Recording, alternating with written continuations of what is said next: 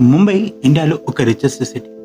కానీ ఈ video cinema, money, glamour గురించి కాదు. ఇది ఒక గార్బేజ్ మౌంటైన్ గురించి. ఒక సైలెంట్ రాక్షసుడు 1927 నుంచి పెరుగుతూనే ఉంది. ఇది ఏషియాలో biggest dumping yard, Deonar dumping ground. ప్రతిరోజు ఇక్కడ 5,000 టన్నుల చెత్త వస్తుంది. అది ఎంత అంటే 1000 ఏనుగులంత చెత్త రోజు. ఇక్కడ వేస్ట్ ఏది పడుతుందంటే plastic, food, dead animals, hospital fees అన్నీ. ఇప్పటికీ అక్కడ 1,50,000 మంది జీవిస్తున్నారు.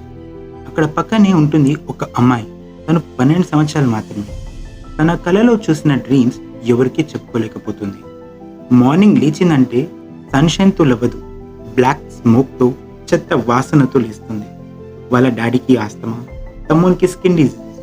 వాళ్ళ జీవితం మొత్తం ఆ చెత్తలోనే కలిసిపోతుంది. 2016లో ఒక ఫైర్ యాక్సిడెంట్ జరిగింది.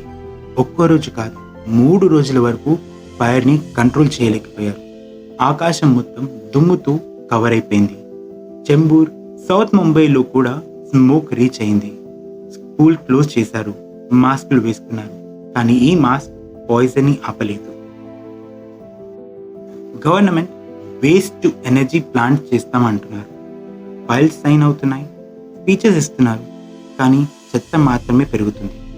ఇప్పటికీ డియోనార్లో 1,50,000 మంది జీవిస్తున్నారు. ఒక రకమైన పాయిజన్ లాంటి జీవితంలో. ముంబై డ్రీమ్స్ కోసం ఫేమస్ సిటీ. కానీ ఈ సిటీలో ఒక ఏరియా ఉంది. అక్కడ కళలు కంటారు, కానీ ఆ కళలు అక్కడే సమాధైపోతాయి. డియోనార్లో. ఈ వీడియో మీకు ఎలా అనిపించిందో కమెంట్ చేయండి. Please like, share and subscribe to